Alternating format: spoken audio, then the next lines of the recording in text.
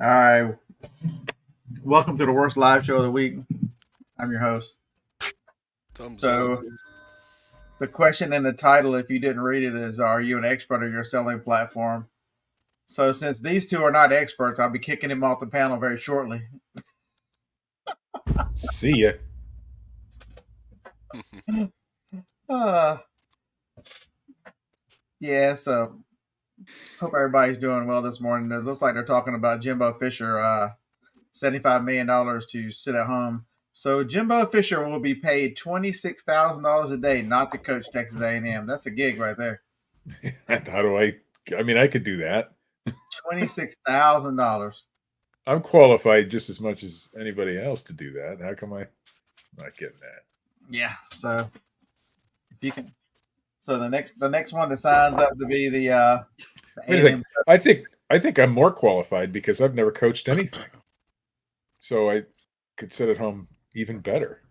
He went like 7-5, 9-4, then did like a 10-1 season, and they LSU was looking for a coach, and they thought LSU is going to come get Jimbo, and so they decided they were going to make it where nobody could have Jimbo but themselves, and that paid off well for Mm. them. I don't Yeah, even know who he is. he's the former head football Well, coach of Texas I mean, A&M. I've gathered because you said that, but He actually won. Was they went and got him from Florida State? He was Florida State's coach. Mm. So that becomes the largest buyout of any college coach in history. So that's awesome. So I hope everybody's doing well this morning. So Harbor's Hope Ron is a little he's elated that the fact that he's gone, but he alumni of A&M, which Ron is several times over, are still a little angry.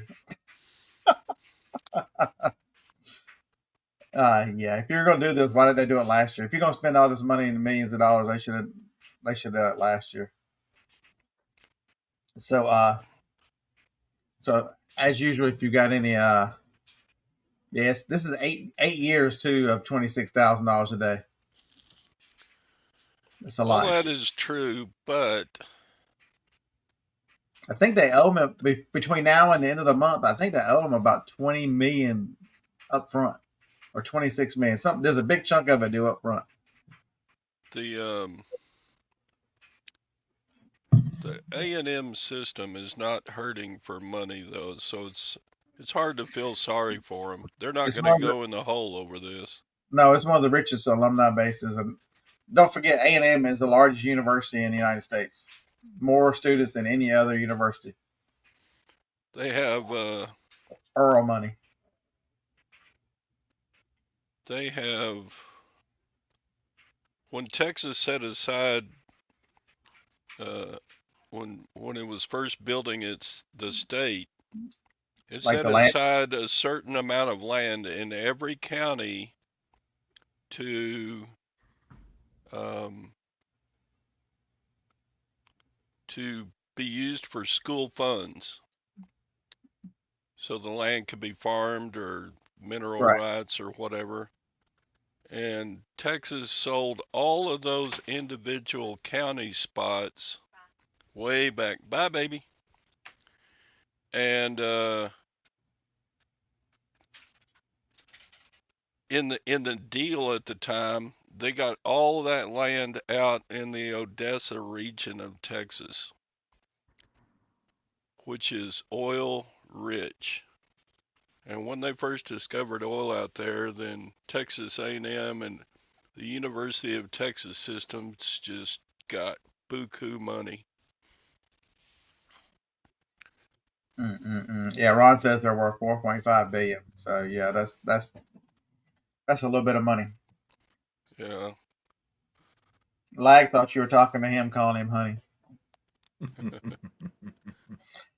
So anything exciting happened in recent? I haven't even seen any drama. It's so nice when you try not to pay attention to that kind of stuff here, and with reselling.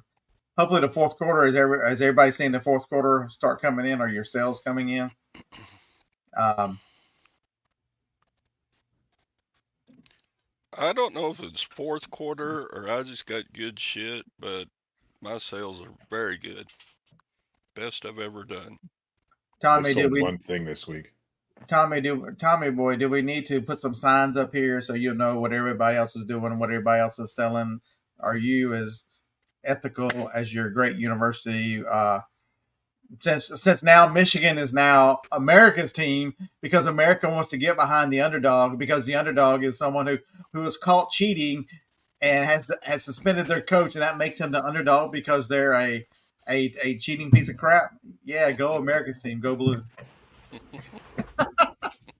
So they're and this comes from somebody who has family that went to Michigan. My entire dad's side of the family lives in Michigan, and yeah, they cheer against Saban because Saban coached at Michigan State.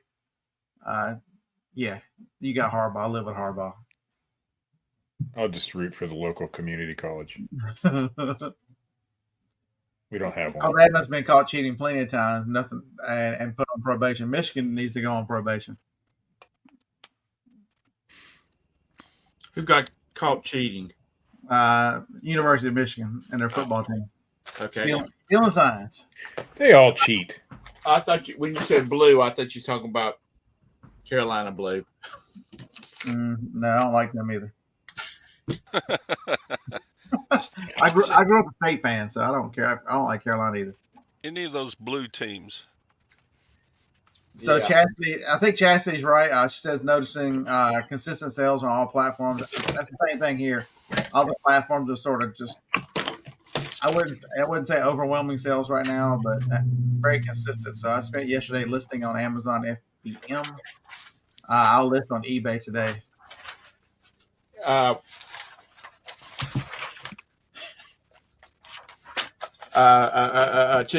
Chick-fil-A.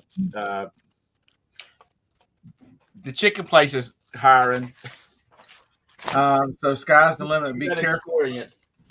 Be careful on taking stock photos from the website to use on your listings because that is called theft of intellectual property. And if they want to come after you and shut your account down and everything else, Nike is big enough to say, you know what, we don't like sky's the limit. So take your own pictures. There's people like me, and I'm not the only one who holds this opinion. If I don't see pictures of the real thing, whatever you're selling, I'm not buying it because most of the time it looks like a drop shipper, and the drop shippers don't have pictures of the items because they never have. So they use pictures off of Walmart or whatever. So there's a lot of people like me who look at it and go, "Oh man, no, I'm not buying from a drop shipper." If you're buying office supplies, go for a stock picture. If you're buying shoes or anything else on eBay, I'm not buying from stock picture ever. Yeah, so I know you're new, so I just want you to, just a warning, I don't want you to get in trouble. It is so easy to take pictures. I'm telling you right now, the best way to take pictures for eBay listings is to get an old phone so that it doesn't clog up your main device. How easy is it? I've been saying this for quite a while. I went to an estate sale. I bought a Samsung Galaxy S9 Note S9 for $3. Plugged it in. It had been dead because I found it under the TV at this house. Threw it in the bag, and they sold me everything in the bag. I plugged it in. Harlan's like, it won't come on. It must be dead. I'm like, man, this thing is hammered in. Let's let it ride. So we went to like 4 yard sales, and finally it came on. And they didn't have a password in it. Thank goodness. They were older people. Oh, I guess they were older. They passed away. I wiped it out before I even got home, and now it is taking all its updates. I put a picture on social media Saturday afternoon. Nobody could tell that it was a 6-year-old phone or 5-year-old, whatever that thing is, 5 or 6. Because they take great anything from an S7-ish on up, even a 6. The cameras are only incrementally better each year. You know, they'll try to say you on, you know, it does this or this, but eBay pictures are limited to like 8 megapixels. You're not going to get any great difference in as long as the biggest difference with these cameras is take a picture and zoom with the camera. Therefore, you're not zooming on the eBay listing or some service because that degrades the quality of the picture. As long as you zoom with the phone, your pictures will be great, and it's easy to take.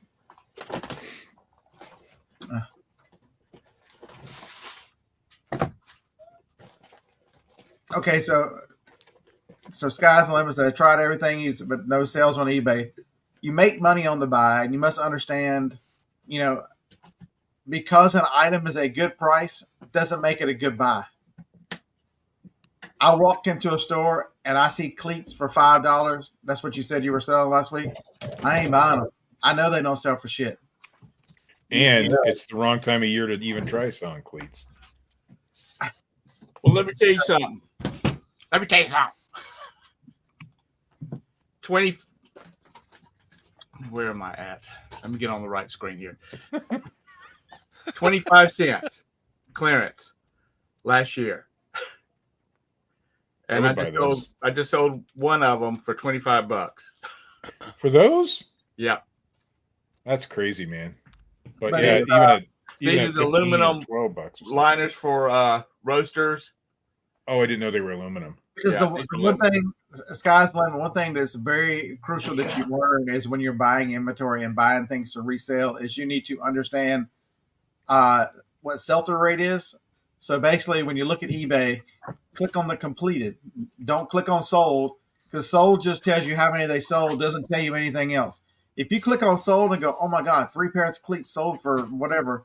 But if you click on completed and go, oh my God, in the last 30 days, there have been 200 pairs of cleats and 3 of them sold. That's a huge difference in the information you're looking at. So I never hit sold. I always hit completed because it includes the sold, because you want to see how many have ended without selling. And that's it's not going to give you the actual sell-through rate, but it gives you a good idea of in the 30-day period how many of the actual items sells. If you look at it, if you look up something and almost all of them sell, there'll be one here or there that doesn't sell. You go, that's a great thing to pick up. Even if it's half, that's a great thing to pick up.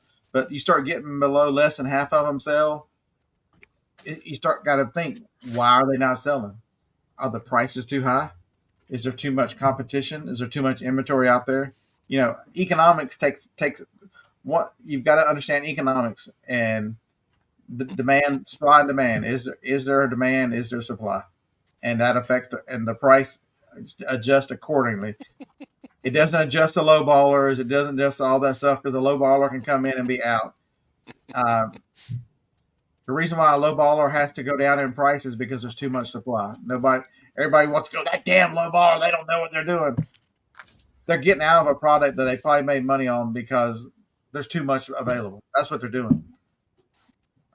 Chastity had a question up above about she bought an iPad, or I'm assuming I apologize if I miss it. Jenny, she said iPod. Did she mean iPad or iPod? Or iPod. I am assuming an iPad that's locked. Well, you can't.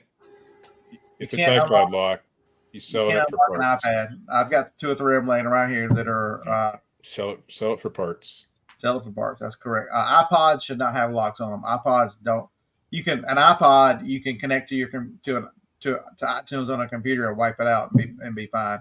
But an iPad has much different security on it, and it's the same level of security as on an iPhone. They're iCloud locked. There's nothing you can do unless you can figure out some way to get in touch with the original owner, because it needs. What happened is when they wiped it out and sold it to you, Find My iPhone is still turned on, and so that means it's attached to that person's account. And as long as it's until they delete it from their iCloud account, it'll never be available. Now, you can definitely just reset an iPod, I believe. Yes, I don't know. I have older generation ones. I've never had a newer one. So an iPod chassis should be as simple as it's connected to your computer. I don't even know an iPod that has Find My. I don't think they ever did, but I don't know. I never had the latest one. I have an older one. And then Sky's the Limit said he checked. I'm assuming he checked the sold listings, and they sell every day. But you would advise, and I know you would, to check not just the sold, but the completeds too, to see how many are actually selling out of that. Don't just check sold. Yes, because it shows you a completely different. Hitting completed shows you a different picture of the item. You might see one sold every day. I There might can't be imagine 20 that didn't. cleats don't sell every day. Well, they might. What kind There of are cleats are certain. they? You went too generic on the list of them because I can tell you if you narrow down to the model you've got and the size you've got, I can't imagine they sell every day. I mean, some cleats sell every day if you just look up cleats, but each model sells every day. Man, I've had cleats you can't get rid of. Yeah, cleats are rough. Even the high end ones, they're just rough. Josh found a camera with a 242% sell through yesterday. Sure Nice. you did.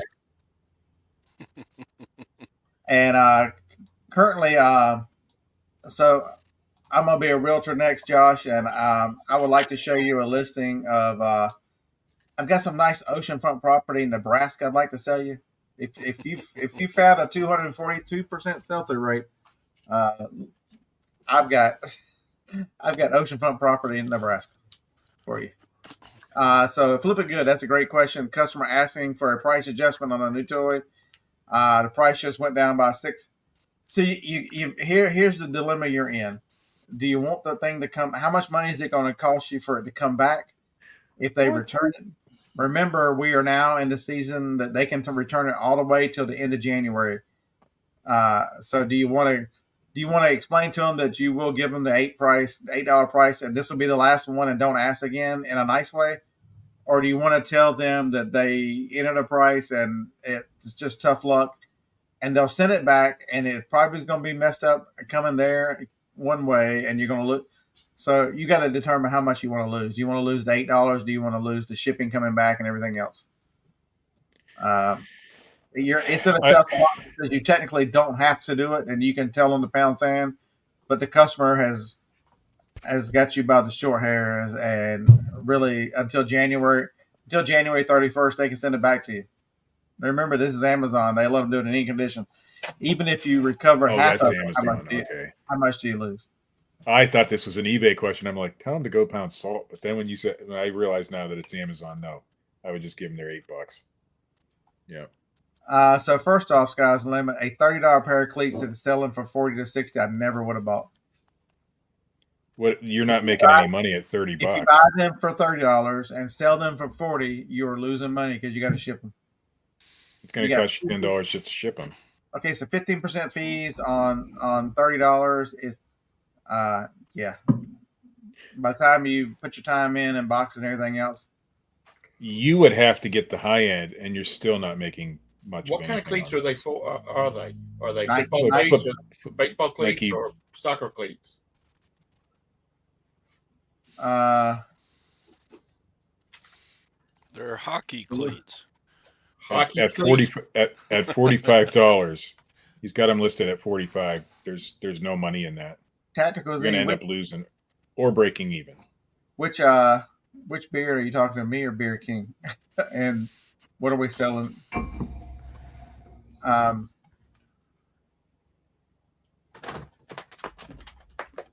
You'll learn, Sky. It's a learning experience, especially for somebody who's not. I don't know if they've sold before or not, but yeah. Sorry about that. That's correct. William Sutter's 100% correct. When you hit completed, you're not seeing 30 days. You're seeing 90 days. You're seeing the last 90 days of sales. Sorry about that. Terapeak now goes back 2 years. You can get Terapeak on your phone now. Go to the help and search the help. I didn't know you could get it on the phone now. It's about hey Josh, good morning. Pineapple juice to you, Josh. Josh, have you seen that before? This guy is the greatest. It's on TikTok. Damn it. Yeah, like that was Cole that just walked past. He thinks he owns the place. So does Roxy. So does Pumpkin. So does Tanner. Okay, here you go.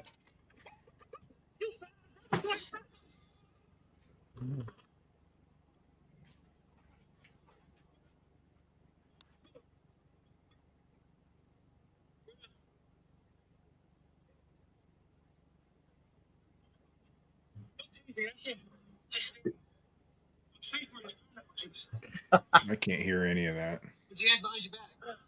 Hands up. Hands behind your back. Both hands. Arm. Who's got the little red flashing lights on it? Back to your ankle. Take pictures. Just like that. You understand me? Bring your ankles up to your butt. Slap man, what's my safe word? Bring your ankles up to your butt. That's how far I go. You think I'm at Pilates? He just goes on and on and on. That guy is the greatest. Pineapple juices is safer. Yeah, just search on TikTok for pineapple juices. My safe word. You can find it. Yeah, so that's 30 to sell at 45 is not a good business model. It's just not. And yeah, maybe on Amazon you can move them, but on eBay, that's a tough sell. I hope you got your receipt. Take them back.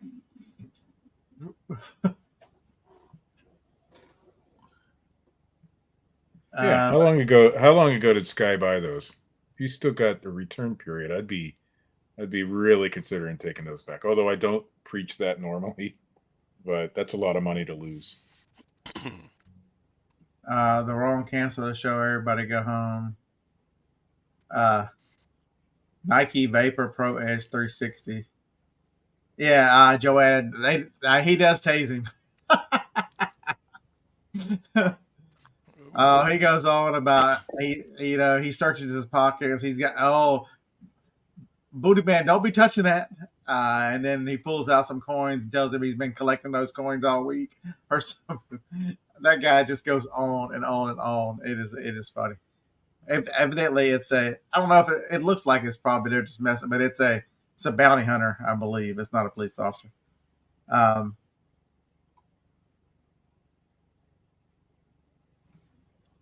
So sky's the limit. Here's the one thing: what you're doing is called retail arbitrage. Retail arbitrage works very well on Amazon. It is much harder to do on eBay because of the pricing. You don't get the same prices that you get on Amazon, and so you've got to find the right products.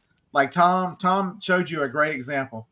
Tom bought some roaster bags for 50 cents on clearance, and he got $25. So he bought extremely low on an item, but he held them for a long time because people use those. Yeah, it's seasonal, but he also you've got to be in the right price. You've got to be on clearance. It's for the most part for eBay. For Amazon, you can buy full price and get higher prices. But then Amazon buying from Ross or wherever you bought from is very dangerous because their receipts don't hold up, and especially selling Nike on Amazon with a Ross receipt is a recipe for getting your account permanently canceled.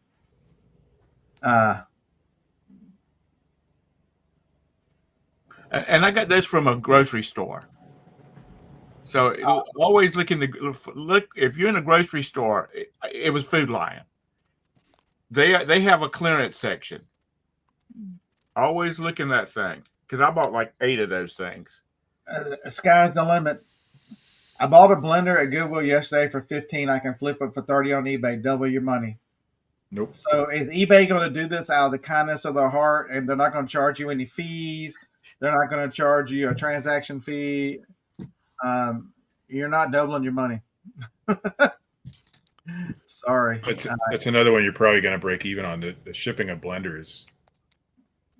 Because depends on where it's going, of course. If you're shipping it across the country. Well, even if you got full shipping on it, you're going to pay fees on shipping as well. You're going to pay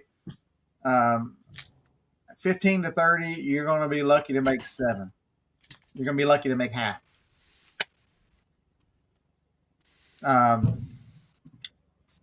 So Charles Taylor's correct. RA for eBay at Walmart. Clearance is 80% off. That's probably a correct number, 80%. It is easier to do it on Amazon.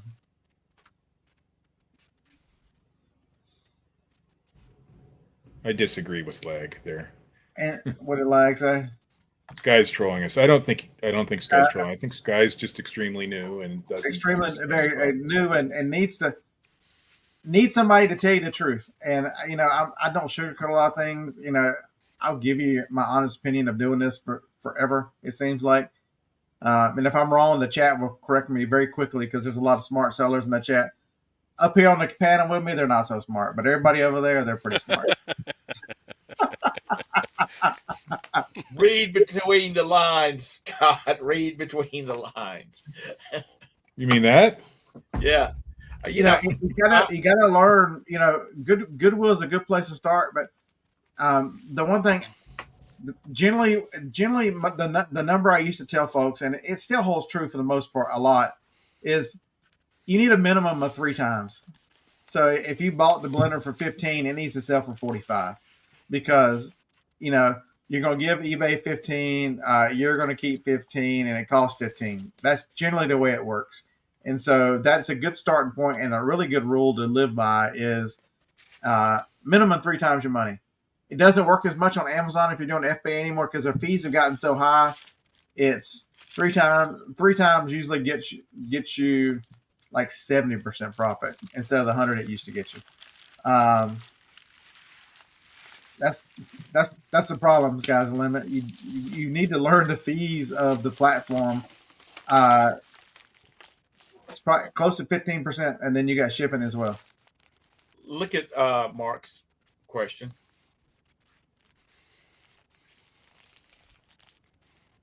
Is there a way? So, Mark, go into your. Are you talking about FBA or FBM? FBM, you can just go into where the sold listing and click on the invoice. You just need to look up the transaction based on the invoice number or whatever it is, and then you should be able to click. There should be a clickable link in there that takes you directly to it. Yeah, not sure, Coder. Remember, you got selling fees. The minimum selling fee on eBay for the most part is 13.25. Each category has a different number. Some of them go higher. I don't hardly any of them are any lower than that. Maybe auto, which I don't understand. Some of the auto ones. I've never sold a car on eBay. But remember, you pay fees all the way through, including on shipping, for the total amount of the sale. You've got to pay shipping, and whether you're charging shipping or not. If you decide these things aren't moving and I want to promote it, I understand that your fees can quickly double. If in a category of something like shoes or whatever, or Nike, people are going to be very aggressive. You probably got 10 or 11% minimum promoted if you let eBay tell you what to use. And so now that 15% just became 25%. It gets high very quick. Is it good at auction to get 25 cross stitch kits? Would you pay about $5? $12.50. Yeah, you got ripped off, man. This I would have bought them. I would have bought them in a heartbeat. This one is listed for $49. I definitely would have. My wife one day, we went to a yard sale. I don't know how many there were. There were a couple hundred. Check She paid paid $50, and she made so much money on those patterns. Yeah, there were dimensions and things like that. There was a lot of different kinds.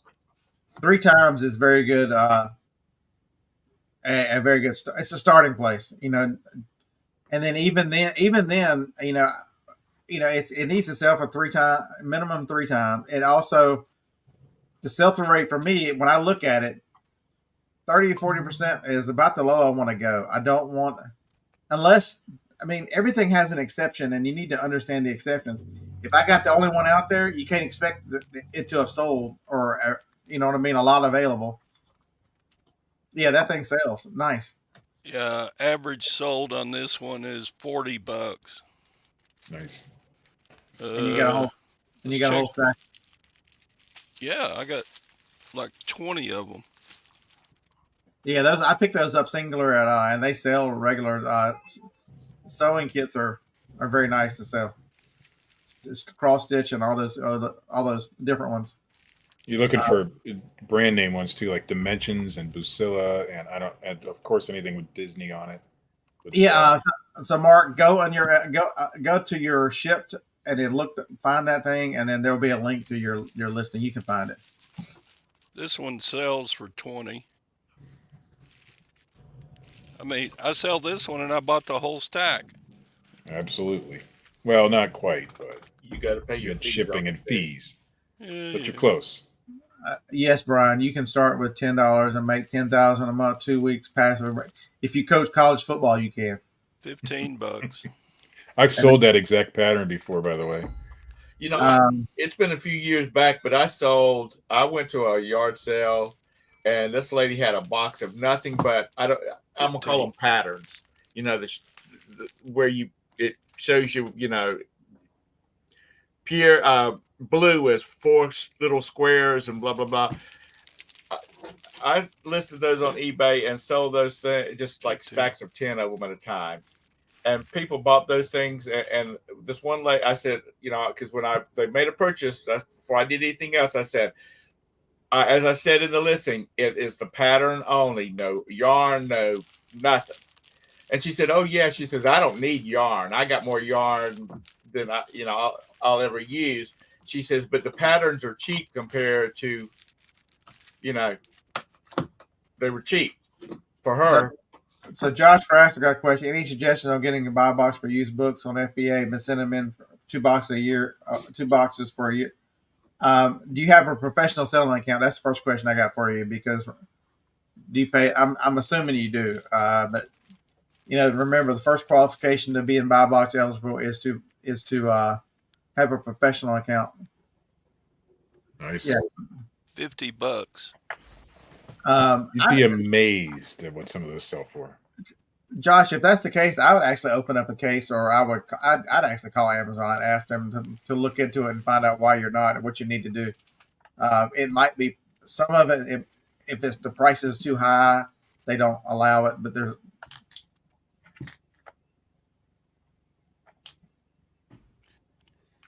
So I think that's going to bring in good return for investment. I wouldn't even bat an eye at paying $12.50 for all those. So Josh says I'm not allowed to talk about promoted listings. Interesting. Lag. Too late. 12.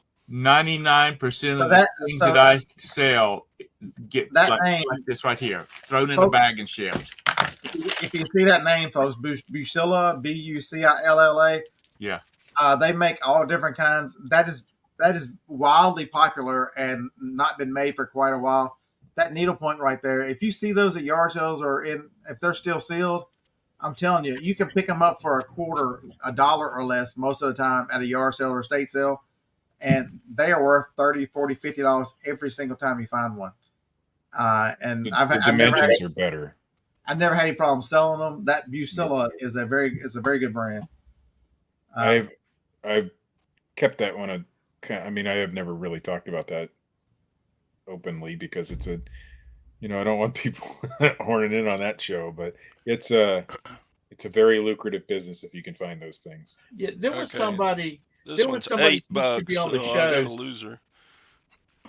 There used to be somebody on one of the shows that's all she did was she bought and sold cross stitch, and I don't remember who she was.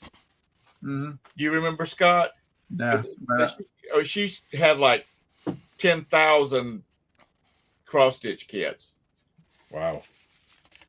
And she sold through them. You know, that's money right there. There was a lady up the street that was having some yard sales to clear out her grandmother's stuff, and she had a bunch of cross stitch patterns. And I said, well, your grandmother must have cross stitched a lot. And she said not one. Go ahead. I'm sorry. She said not once. She said somebody said grandma needed a hobby, so people started buying her cross stitch kits. She said I've sold like 30 of these things, and they've never been opened because she did not cross stitch. Somebody just came up with this wild idea. Go ahead.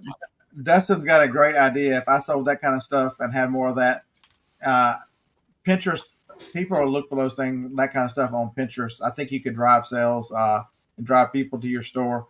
You know, if I had a bunch of those and wanted to do that, I'd definitely have a category in my store so that I could send people to all of them. Use the tools that are available. use the tools that are available. I sold a Cincinnati jersey. We had a friend. Speaking of what Tom was talking about, where they bought her all those cross stitch patterns, we had a friend who one time somebody thought she liked ugly teapots. So the joke was everybody bought her. You should see her house. It's full of the ugliest teapots you could ever find. So we kept buying her ugly teapots because we thought it was funny. Finally, she said, "Okay, just send me pictures instead." But it was kind of a similar situation. So Sky said he wanted to hear that cha-ching sound. I just played it for you. I know y'all. You're the one that said there might be some fake sales. That was I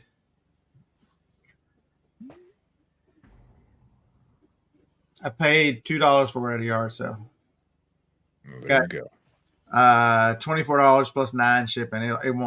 It should ship first class. It'll be close. Chick, that sounds. Cindy sounds familiar. I think that's who it was. Yeah. So Tamara says Christmas stockings do very well. All those kind of kits really sell, folks, and it's amazing how many. I mean, so Sky, you found a group that my chat here has a lot of experience, and everybody is saying, "Oh man, I love those things." You know, once you start figuring some of these things out, you see them a lot. It's, they make Christmas stockings, they make pillows. I mean, all different kinds of designs. Any of them, I don't even care what they are, or I don't even care what the pattern. But the first one he sold with Disney, you just think about it. They don't make those kits anymore, and Disney's crazy popular. He just found a new one, and people are paying $40 or $50 for it. It's you've got to learn what to pick. You said a blender. Blenders are hard to ship. You're brand new. Did you think about how you're going to ship a blender? In a box? I definitely put it in a box. I would definitely put it in a box, but maybe pick some easier stuff to start with. There's smaller stuff.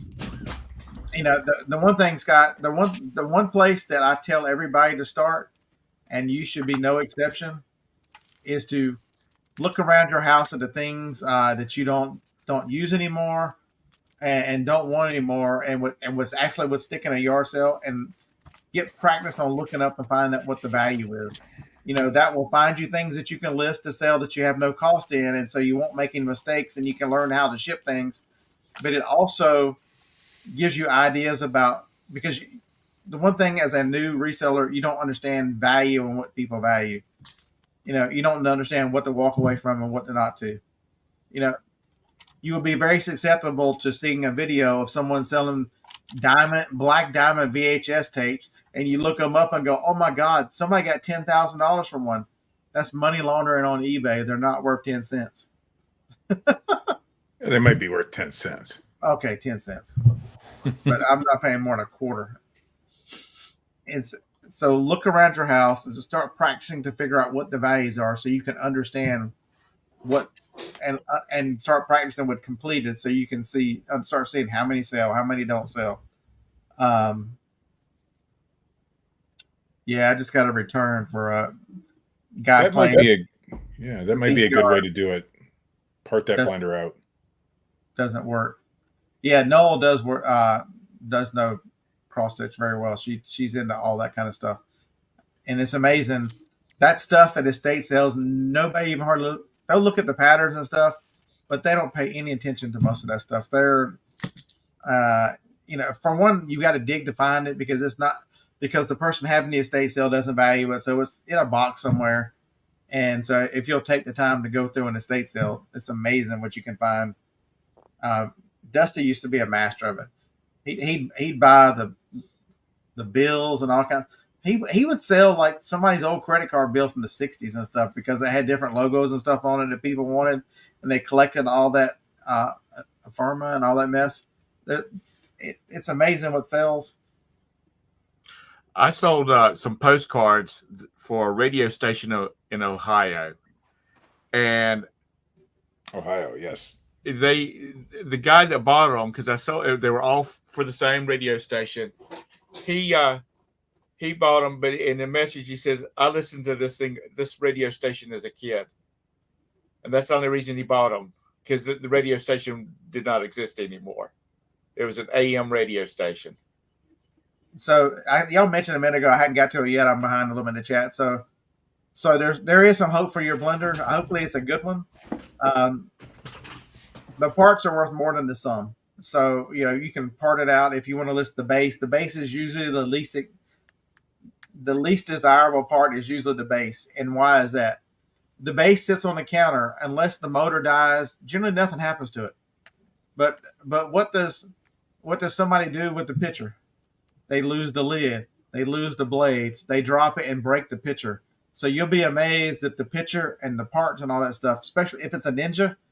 Ninja pitchers are $40 or $50, $60 by themselves. And so if you see a Ninja blend, I would buy a Ninja blender for $10 to $15 if it was one of the models that had a $40 or $50 pitcher on it. So I would sell the pitcher for $40 or $50, and I would sell the base for $20. And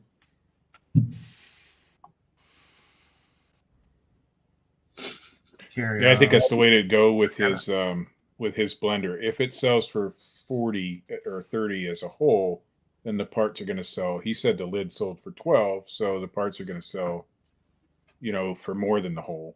You're going to be better off, and shipping's going to be cheaper. So Josh Galt says Cars and Cinderella 3 are VHS Disney bolos. Generally, the only VHS I ever look at are the horror ones. There's a lot of VHS, or unless they're sealed new. The horror, there are so many of those crazy ones from the 70s and 80s that never got put on disc. And there's some of those there's a movie, and there's another movie called Rad, R-A-D, on VHS that's worth a lot of money. They're few and far between, but I generally ignore them because you just don't have time. I sell sealed Barney VHSs, but they have to be sealed. Sealed Thomas the Tank Engine, stuff like that. Sealed. Mm-hmm. If you get a lot of Disney movies, Black Diamond or not, and sell those as a lot, then you can do well with them. But individually, not so much. Yeah, the margarita blenders that Tamara is mentioning, that's a different animal. They are very desirable. Oh, yeah. I think I got $300 for one once. You've got to know what you're doing to ship them because they are big and heavy. Like Joanna said, they moved and lost everything but the base of the blender. So if you like the blender so much, it's still cheaper to buy parts for it. And so that's a lot of people do that. Why am I telling lies? When did I start telling lies? We were on time, baseball. There you go. Yeah, we were right on time. My niece called me last night. She says, "Tom, by any chance, do you have in all your crap, do you have any miscellaneous Barbie shoes?" I said, "Why?" And she says, "Because Aunt Catherine has left her Barbie shoes on the carpet. Daniel, my nephew, would step on them and he'd throw the damn things in the trash after he pulled them out of his feet. So now they've got all these miscellaneous Barbie shoes, and she's wanting to try to find the pairs for her." So I said, "I will look through my toy box and see if I have any Barbie shoes in there." So this is why I'll reach out to my friend Todd because he's really into Barbies. You tell a story like an old woman. You just keep going on and on, Well, I'm not going to say nothing else since Scott. You have the Reader's Digest version. I was just going to say that's why I titled the show. I for one enjoyed the story. There you go. Because so in other words, don't throw your single shoes away. When you get about 30 of them, pack them up as a deal. If you got to understand fees, you got to understand promotions and how to take advantage of the platform. You got to know how to ship. Are you effectively, because I'm gonna make a video right after this because I'll be fired up. It's the answer to everything, and Josh Galt just gets hammered with this, and he has been called everything under the sun because he's not cross listing. Because the answer to everything, eBay is slow. You should cross list. So let me explain to you when they tell you just the generically cross list without telling you have you checked your listings? Are your prices good? Are your descriptions good? Are your pictures good? Are your type? If you take a piece of crap listing, and put it on all the sites, now you've got a piece of crap on all the sites. It's not going to sell on all the sites, because if it's not going to move on eBay, there are some things that do sell better on other platforms. But I'm telling you, if you don't fix your listings and understand what you're doing on one platform, the answer to, just cross post them. Spread your shit out all over the other platforms and dilute them with a bunch of nonsense that's not going to sell. And so that's really, it has been infuriating here lately. The answer is just a cross list. Let's cross list everybody. And then you're going to put them on other platforms. You don't understand eBay enough to get your items to where they're visible on a platform. And you're going to throw them on another platform that you're going to pay $60, $70 a month for the service that you don't understand a fucking clue about Mercari or these other platforms or how they work. And then you're going to sit back and go, well, I cross-listed them. They told me to cross-list them. I don't know why I'm not selling anything over there. It's a maddening cycle because nobody takes the time to explain. If you're going to cross-list, the first thing you better do is you better understand the other platform and know the ins and outs. I know how I am. I've got a few things on Poshmark, but I'm not going to share closets.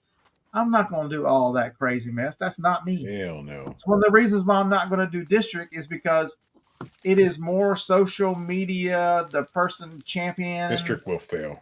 I'm an introvert in person, and I don't even tell you guys to like this show or like any of my videos because it feels like imposing. If you get value out of it, you'll hit thumbs up. If not, you're just saying, hey, Beard, we want you to go away. So I generally don't even do any of that kind of stuff. I barely ever tell you to subscribe on the videos. I will every now and then, just because. I thought I had a thought to myself that you're going to build a big district and all that stuff. Man, please. It was quickly realized. District is not going to last. It's because you might as well be selling on Facebook. It's the same thing. It might last, and I don't think it will. But it's not my strength. And when I talked to him, Ivan's a really nice guy. I talked to him, explained that stuff very well. But I was sitting there thinking the whole time, this is not the strength of who I am and what I do. And do I want to take the time to learn another platform when everything about that platform is not what I do? And so you've got to understand. You've got to understand these platforms and make decisions. I was listening to so John and Jenna had Sonny on Sonny Las Vegas, nice young man, on Monday night. And he's a newer reseller, and I was kind of in and out listening because a lot of stuff he was saying as a newer reseller I've seen over and over. But he started talking about. They asked him what platforms he sold on, and he said he tried this, and this. He gave it a little bit of time, and it wasn't. He looked at the results and determined it wasn't worth allocating the time and effort for the return he was getting. I think we can all understand that, and it really drove home that I don't think the return for the effort I would need to put in to build on that platform is worth it for me. Could it be worth it for Pete? I hope Pete and Jocelyn have wonderful success on District. I really hope they do. You kind of have to be a Pete to have success over there, I think. I'm just not gonna. It's just not. You've got to understand who you are and what you do and what's good for you and your skill set. The same thing with these platforms. You need to understand. Some people are not Amazon sellers. If you're not a detail-oriented person who can follow the rules, stay long away from Amazon. The only thing I can figure out about District that's different from like from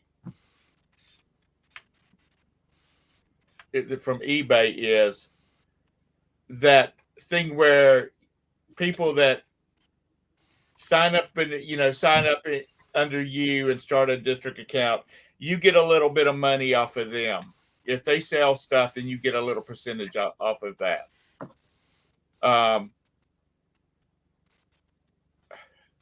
How much percentage do you get? Did they tell you that, Scott? They did not. So did they approach you, Scott? District? I signed up over there and talked to them. So Harlan says Sonny's a cool guy. I met him and talked to me in Vegas. Yeah, he seems like a very level-headed young man. and very very logical and good reasoning skills. It seemed to me about the way he's approached reselling, the way he's talked, because he's not been reselling a ton of time. He just but he did it the smart way. He heard about it and understood, thought that's something I can do, and then he dove into the details and start to understand what he was doing. And yeah, I like listening to him. He seemed like a very nice young man. So Josh, he's been around at least a year. I've been following him. Yeah, he's. I think he's got his YouTube channel is growing pretty quick. Josh, I saw the same thing. There's no buyer appeal. The problem that I saw when I talked to them is they are depending on social media and the people who run these markets to drive the traffic there. There's not going to be any advertising or any kind of stuff, and it really opened my eyes. I'm sitting here thinking, I am not the person who wants to get out there and cheer. I'm not the person who wants to spend all this time trying to send people somewhere else. When you can just go to my eBay store that's got my name on it. If you see something I find at the yard sale, it'll be on eBay. You can contact me through the website or whatever. The traffic is the biggest one. Is it'll be similar. I think District will be similar to Whatnot in the fact that your followers will come and buy from you, and they can buy from each other apparently. But I don't think you're going to get much more than that. Yeah, the tax problem, they're going to do sales tax because they're required by law. I think there was somebody who was talking about sales tax. But 1099, Josh, they're going to be. They can't get around not giving you a 1099. That's required by law.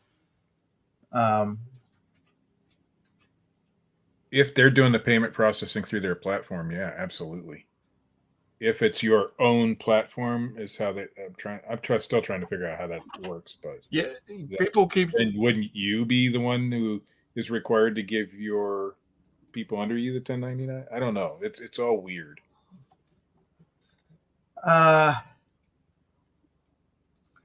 So let me open this on eBay. This is for remember eBay. Sky's the limit. Remember, eBay is my lower selling.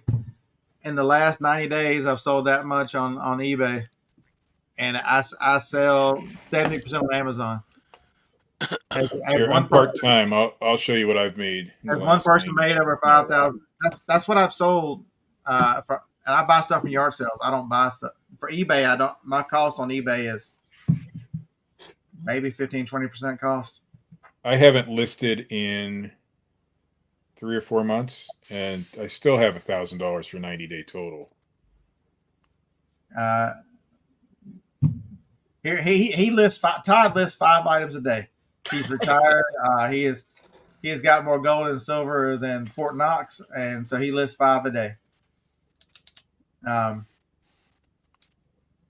Mine used to look like Todd's or Scott's, but it doesn't right now. So John Jones sounds way too MLM. So he actually used Amway as an example to say that they are MLM. So if you make a market, all the people under you will it's a 10% felon fee plus 3% processing. So they will, or $2.99 plus whatever the processing fee is. But the person who owns the market will get a whatever small percentage. He said, but it's not like Amway, where Amway you recruit people to sell Amway's products. Here, you just recruit people to sell their own in a different. I'm like, well, then I'll just tell them I'm sitting here thinking, why would I do that when I can just tell them make a YouTube video, which I like making YouTube videos. I don't like telling people to go to District and all that crazy. Go somewhere else. And I had nightmares of the early 90s in Amway, and I'm like, you know what? No, sky's the limit. I do have to put a caveat on the numbers they just showed you. These guys are seasoned resellers. They've been doing it for a very long time. So you're not going to make 20K your first month out of the gate, obviously. I went to my first yard sale when I was 2 years old. So if that tells you anything. So you need to you're going to start off at, right now I'm making $1,000 for 90 days, which is just extra spending money for me because I'm not reselling as much as I used to. I used to make those numbers. So where did Flip Bank Count It go? I miss his videos. Man, that dude just dropped off the planet. I haven't seen him since 7 o'clock last night. I just actually unsubscribed, I think. He Because I went through all my subscriptions, and anybody who's not made a video in a year, I unsubscribed. So I'm sorry. he got busy with work, and making videos is a commitment, and so he stopped going to. He didn't have the content because he stopped going to a lot of Walmarts. He stopped buying a lot. He's been selling what he's got on hand. Oh, he was the video game guy. That's right. He Yeah, did all the and he Lego. was good. Justin's video games and Lego. Justin's an exceptionally nice guy. He's been coming a couple, 3 times a month to Wing Night here in Huntsville, Alabama. If you're in Huntsville on Tuesday, you can join me in Harlan and T Flips, Tracy Washington. Wing Night. Yeah, he's been coming. He's an exceptionally good guy. I enjoy talking to him every week. But yeah, he's just not making videos because he's not been out buying as much. Scott, how many hours do you think you put in to eBay a week? Not making videos, but going out and buying stuff, listing stuff, shipping stuff. What kind of hours are you putting Probably in? 20. Probably 20. It's probably 20, 30, 10. It's probably 20 on eBay, 30 Amazon, and 10 YouTube. Because Fred up there was talking about he puts in about 20, 25 hours per week to make 5,000 to 7,000 per month. I think that's what's one thing people forget about is that you got to put a lot of time into this thing. So this is not. I said the problem when people see a lot of the people who have courses and want you to sign up and let them teach you and all that stuff is they show you the good stuff. They don't tell you how hard it is. They tell you can make 5,000 a month. Watch their videos. I taught my mom how to. She makes extra money selling books every month. They don't tell you that this is not easy. You gotta love reselling. You got a lot to learn. It's not easy, but it is very doable. And then once you get through the economies of once you get through the learning process, it becomes much easier. But look, I mean, Fred, 20 to 25 hours a week, real numbers. The numbers are there, but you've got. I mean, it takes work.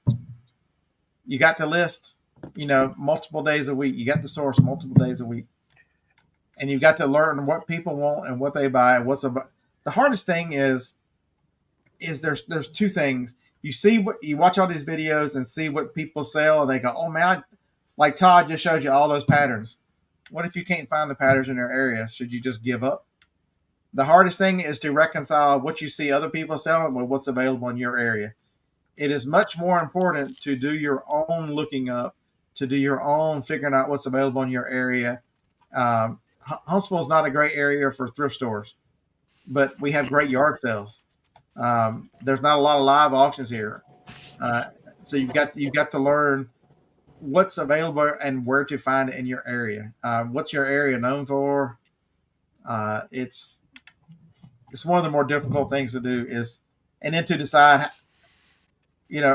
How far are you willing to go? How far, I've always told people, if you dominate a 3-hour area or whatever that area is around your where you operate out of, you can find damn near anything.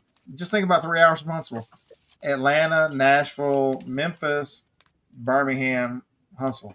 Yeah, within 2 hours from me is Buffalo, Cleveland, Pittsburgh, Youngstown, Akron, Canton. So 3 hours is. If I wanted to be somewhere at 8 a.m., I'd just leave. I'd get up and leave at 5. I'd come back at the end of,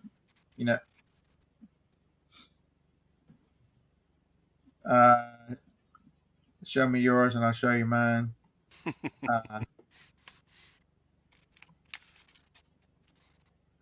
So it says son and watching for years. Yeah. But it is a business. It is a business, and if you're going to try to make a living off of it, you got to think of it as the same kind of business as if you were an accountant or you were, you had a fast food restaurant. you got to get in there and you got to work. And if things are not going as well as you thought, then you just got to work harder, and you got to do the job of other people. So, I mean, Josh, I don't know Hustle and Hook, so I wouldn't know to check on him. I've watched their videos. I actually just unsubscribed for them too because they haven't put in anything in over, I think, a year. His golden finger picker. So heart pickers. So Ronnie, saw that. he made a video the other day. Says I'm back. So maybe he's gonna start making videos again.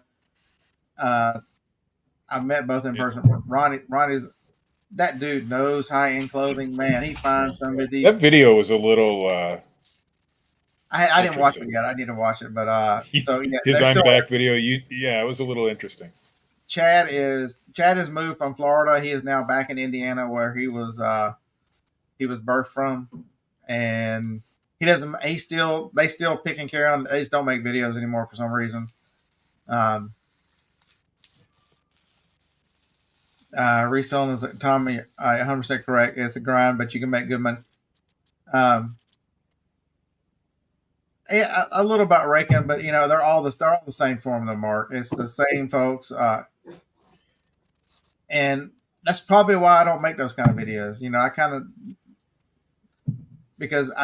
That's why I quit making the videos about what I find for Amazon, because so many people would buy them, and when the price went down and they didn't have the money to spend to begin with, and now they're trying to get out of something because I told them, look what I bought. Those damn Monopoly games, people still hate you about that. Just Striker Force you. Hey man, good morning. Yeah.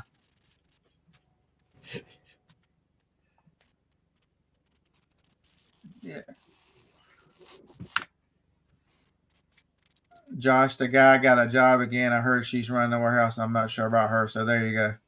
So, folks, whether you like it or not, you are running a small business, and that's a huge number, and it's accurate. I can tell you one thing is, if you're not treating it like a business, if you want to be full-time and you're not treating it like a business, you will probably fail. If you want to maintain your part-time, you will treat it like a business. Maybe that's the video I need to make first.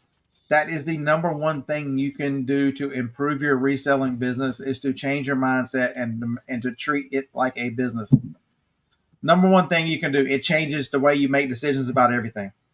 If you approach this without emotion, with a business mindset, and understand that logically what's good for the business, early in the chat, the customer wanted an $8 price adjustment. Emotionally, you go, man, screw them. They bought it. They're out of luck. A business mindset tells you that you're fraught with danger. You'd rather take give them $8 back than take a chance on getting a return on an item that's broken and getting no money out of it. You make different decisions, and you think different. That return of a VCR and I've got coming back, so be it.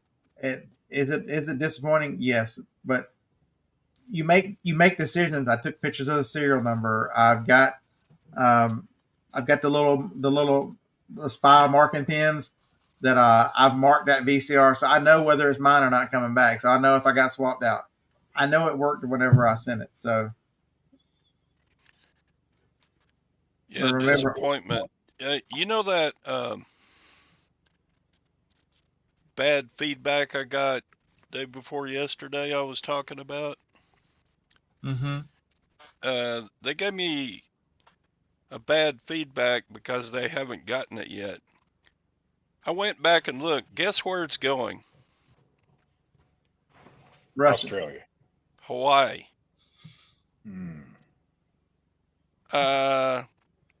Sorry, dude. USPS is slow to deliver to Hawaii from Texas. Oh. But whatever. They're still going to get it. Okay, so here's disappointing. Here's a perfect example of making a business decision versus not making one. I have a customer yesterday reach out to me and say they were interested in one of my items on Amazon, but they needed it this weekend because it was for a birthday party. And I told them most of the time, most of the areas I get in 3 days, but it is the holidays. Things are slowing down a little bit. So they're in Redondo Beach, California, and it turns out, and this item, it was $14 to ship it, but it said Monday or Tuesday, or it was $27 to send it UPS second day. They get it Friday. What do you do with an item? It's a $150 item that I paid $12 for. If it gets there on Monday or Tuesday, I'm getting it back. If I pay the extra $15 to ship it, she gets it on Friday. She uses it on this weekend at a birthday party. It ain't coming back. And am I disappointed that it cost me more to ship it? Absolutely. Am I happy as hell to make the $80 or $90 on it? You damn right. Send it on. Let's go. Move on to the next item. If with a business mindset and when you take this that seriously, these decisions become much easier because it's almost like you got somebody else to blame it on. I'm doing it for the business. You know what I mean? It's not your emotions. You take your emotions out of it. It gets easier every time you do it. But I checked all the shipping. Priority got it there on Monday. UPS Ground got it there Tuesday. I checked them all. Second day UP was the only one that would get it there in time. And the Hey, USPS, what would be return? How much would that cost you? Probably about the same, I'm guessing. I'd get Or a little this. So I got the regular $12 out. So I'm paying $24 because I'll pay the $12 coming back, plus whatever Amazon else wants to do to me, and then the chance of it getting a $150 item getting destroyed coming back. Yeah. I've had this item for about 3 or 4 months. It's gone, and I do you want the $12 and then chance of losing 20? So then your cost. So just think about this. So then you get it back because it didn't make it there on time. Well, it wasn't my fault. I shipped it. She didn't pay for extra shipping. Understand now you're $25 into this item because if you're going to sell it again, the $12 item just became $37 that you got.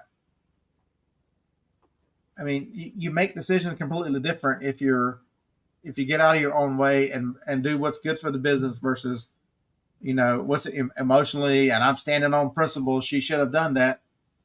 Yeah. Principle gets you returns. Principle gets you a lot of frustration that you can't stay positive and move on to the next item.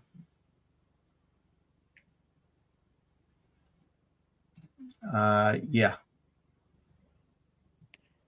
I have never bought a lead list. I think that would be a silly idea. USPS is all messed up right now. Our mail ran between 7 and 10 o'clock last night. Mine did too. Mine had not. When I got back from weeknight, they were in. I passed them in the neighborhood. So Steve, evidently Roman. I'm not fully retired, Roman. I'm still.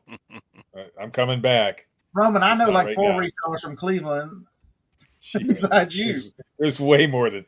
I mean, now, to be honest, Roman and I are the best, but. So he sells way more than medical equipment.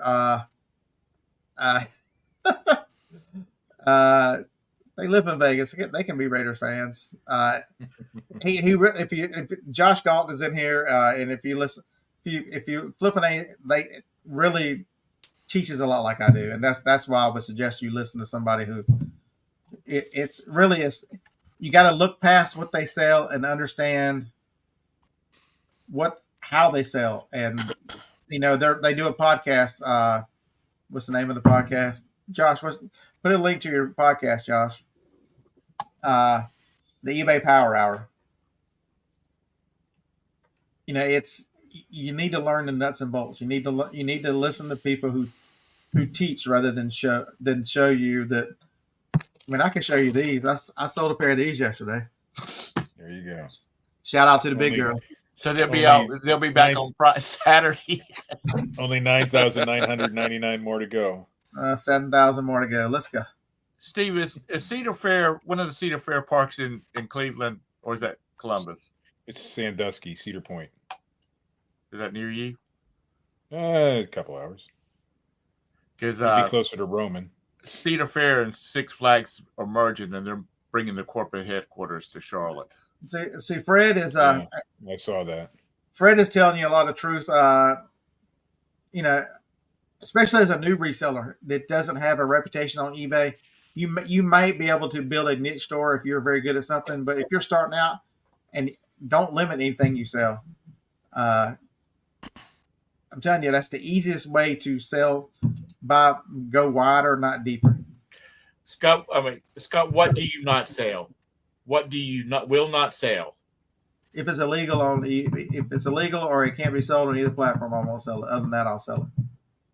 Exactly. I got 7,000 pairs of these, for God's sakes. Well, the point is you make it. You made 30,000 in the last 90 days, and you just set it off. There's nothing you won't sell if the numbers work, you'll sell it. Correct. So, and then I find a way to sell it. So, like yesterday at the thrift store is a great example. They had a brand new P90X set. Everybody and their brother, if you've ever sold the first thing on eBay, knows you can't sell P90X but it was $3. So what am I going to do with a brand new P90X set? I'm going to take a chance and run it through the auction. I've got another outlet. I'll sell, even if it's a great deal, I'll find a way to sell it, even if I can't sell it.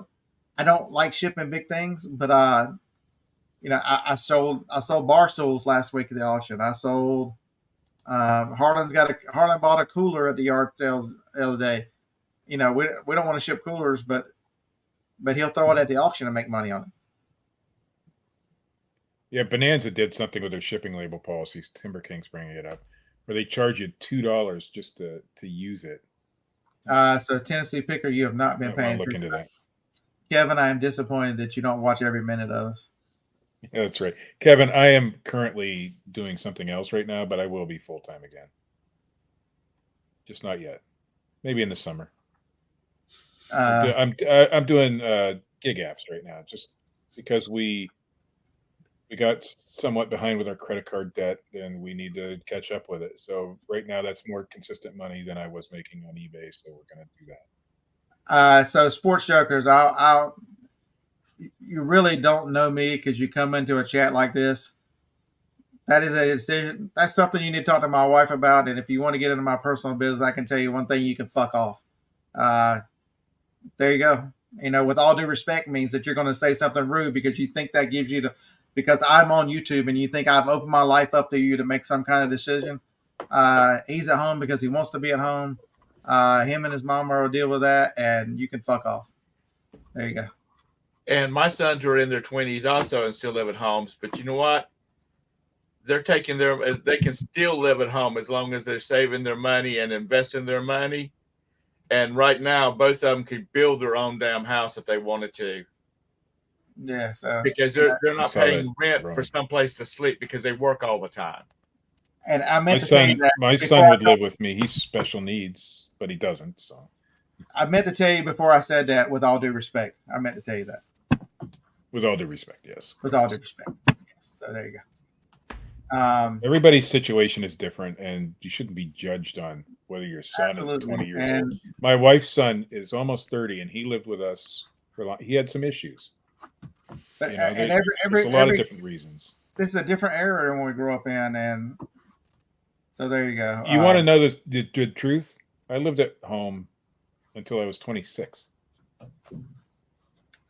If you don't learn anything else on this show today, that's another reason why to take care of buyers.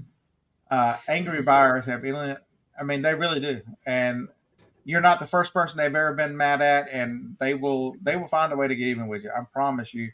Whether it's a minimum of leaving negative feedback, whether it's bomb. There's lots of bad people out there. My Uncle John lived at home until he was in his 40s, by the way. So Garage Flips keeps coming up in your feed. He shows a lot about what he does and how he ships and that kind of stuff. That's not a bad channel to watch. I know Lonnie personally, and He's not a bad guy. He shows you what he buys. He shows you how he ships it. If you wanna learn a lot of things that you can pick up at yard sales and other sources, Lonnie's not bad. He's big into action figures and things like that, which He sells a lot of Funko Pops, and he has a good source for that. Isn't a bad thing to learn if you want to learn something. But he does garage sales and stuff, and he's another one of those that'll sell damn near anything. I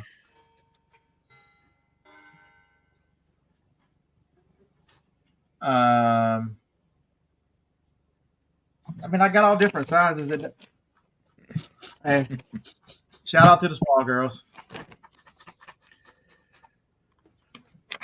That's the last small I got left in the whole thing. I got some extra large for those of you are medium. You know what? Those panties are going to be your dentist chair or barber chair. Dusty's barber chair. Was it a dentist chair or barber chair? Remember, he got one and it sat in that storage building forever because it was so damn heavy. Well, he never got rid of it. That's going to be your panties. Because Buck Mountain, 23-year-old that works every day. Hell, he's got listings to do. That's another one. It's kind of hard, and as long as I keep him with stuff, he lists a lot of my eBay.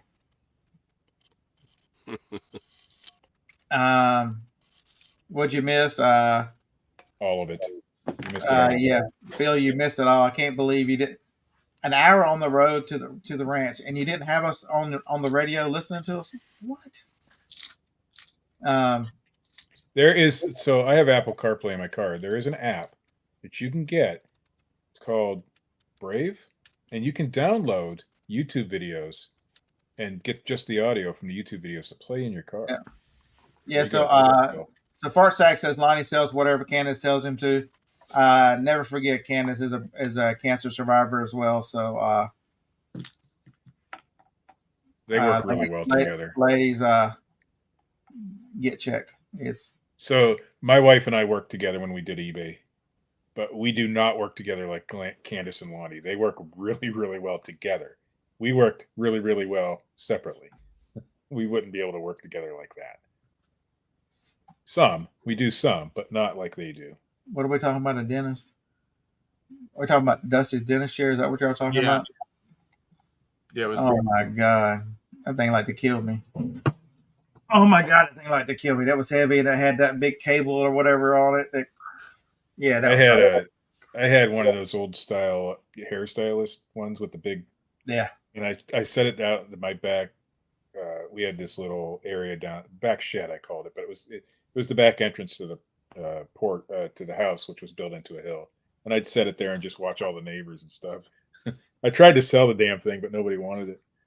Yeah, no, I don't have it in here. I don't have my keys to go get out of the van, but so if you're still in here, the craziest stuff you've got to learn, the stuff that really sells on eBay.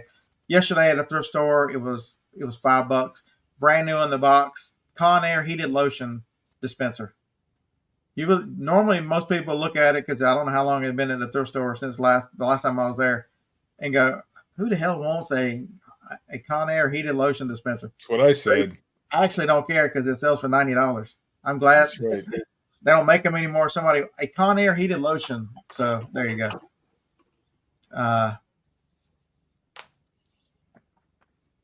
It's once you learn to get out of your own way and look up any and everything, it's absolutely amazing the things you find. That's the biggest thing is to look for stuff. It's not what you value. It's what is it worth something to someone else? And that was the biggest lesson I learned. That's a mindset that you got to change as a new reseller, is to understand. Yeah. It don't matter if you won't give me 10 cents for these. They're giving me $12 a piece for them on Amazon. So, and it also doesn't matter that might be valuable to you, but it isn't valuable to somebody else. That was the lesson that I learned. Hey, RG Clearance, are you still in here? He might not give me 10 cents for this, but I know it's priceless. Yeah. What do I know about hockey gloves? I'm from Texas. They don't play in Waco. They don't have a hockey team. I don't know. We have a never hockey looked. team local. So But I can look this up and maybe sell it, How do you even come across that down there? I don't know. It was in the auction with a bunch of baseball clubs. So sky's the limit. I'll tell you the secret to Black Friday. Nobody else is going to tell you. I'll tell you the secret to Black. There's plenty of stuff out there. You want to make the most money on Black Friday in buying retail stuff? Ignore the TV. Ignore the stuff everybody's going after, because there are so much stuff in these stores that's got heavy discounts on it. And you'll be amazed that there'll be a whole stack of them. You can buy whatever you want to and make really good money on items, on just everyday items that people walk by and go, I can buy that anytime. And then they'll turn Remember around. that $19.99 item that we bought a few years ago that we were driving around all the Walmarts? Cars full of that stuff. And they just Selling people, for what, $79? it's the absolute stuff that you look at, that people look at and go, that's just normal. I want the crappy computer. Where is it? Let me pay $200 for the crappy computer. they're beating each up over another big screen TV or whatever. You want to see? I see how many big screen TVs go out every single day. I've actually delivered a few myself. People will go gaga over those stupid TVs that really probably aren't. They're ONN brand, which is Walmart's brand. They're not really anything special. Who makes But ONN? I don't know, but I got some ONN products, and I've been very happy with them. I'm not saying that they're not good products. Right. So, Walmart's generics are just as good as anything else, but you're spending so much money on a TV that you probably didn't need in the first place. You know, the last time we turned our TV on was Christmas for the fireplace. That's it. Yeah, make it into a fake fireplace. So Tamara's right. I flipped a lot of DVDs and Blu-rays from Walmart on Black Friday. Remember, they have that section that's all that little circle on them or whatever they are. I've sold a bunch of. I want to take those circles off. They're a pain. They have little green and orange circles on them. So Kent says Samsung and LG make some of the ON, mostly Samsung. Interesting. And I used to do a lot of merchandising in Walmart. The stuff that's on Black Friday, the same item will be at the same price or lower price, or better product will be at the same price or lower price before Christmas. Cole, What the hell are you doing in Cleveland or Ohio? Brian Wiley, yes, I am. So the one thing that too about Black Friday, remember, a lot of those are special one-offs. You know, they've got special sizes, special combos, special whatever. It can be harder to look up the items if you're using strictly barcodes. So don't be afraid to really sky's the limit since you're new. This is an iPhone. I don't know if you know what Google Lens is, but it's right there in the middle. It'll look up and tell you what something is, what the value of it is. Get used to Google Lens. It's absolutely amazing the amount of information that it brings up whenever you look at something. Like when I hit Google Lens, this Alabama hat is probably going to tell me it's the world's greatest hat from the world's greatest college football team. You really need to see a therapist, Scott. See, I just did the hat, and you see it brings up the exact hat and tells you where you can buy it. It's a Zephyr. Let's see if it really is a Zephyr. It's the top of the world. Let's see if it brought the right one back. Yeah, it brings back top of the world. It's that fast. I would never tell you to buy dish towels.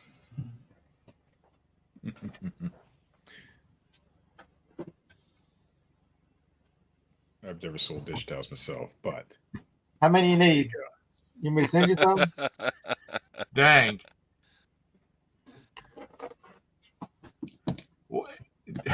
That was another thing Dusty sold forever, and that was what was it? Placemats. Placemats, because he got them so crazy cheap, man. He made a ton of money on those. One of my very first RA buys, we bought them at a Walmart on clearance, was placemats, and we got them. This was way before, I started reselling full time. Oh, I'm I was sorry. still married to my ex-wife at the time. We were selling them at the flea market, and they sold like hotcakes. RG, I wanted to make sure you can see my shirt, RG. There you go. We got them for $0.25 a piece. Placemats for $0.25 a piece. It was like a set of them or something. Now, what are you going to do if Jacob marries a girl from Auburn? I'm gonna rejoice because Johnny might actually get grandkids after all. Okay. You'll overlook the Auburn just for the fact that he's got a wife. It's not that serious.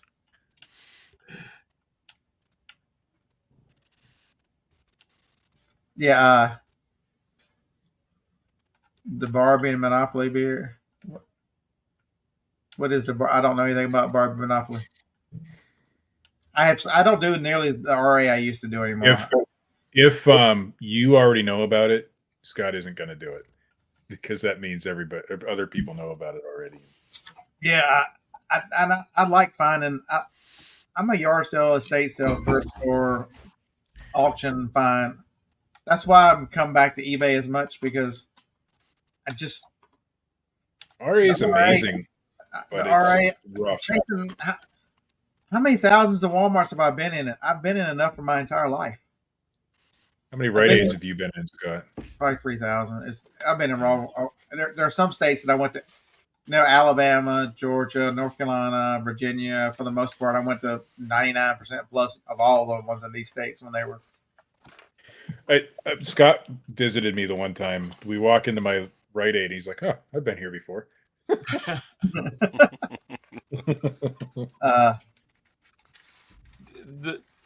The thing about the Monopoly games that Scott made a fortune off of was that they made a limited run of those. Yep. We're supposed to anyway. Supposed to. They ended up producing some more after Christmas, but it was a limited run until they sold out of them so fast.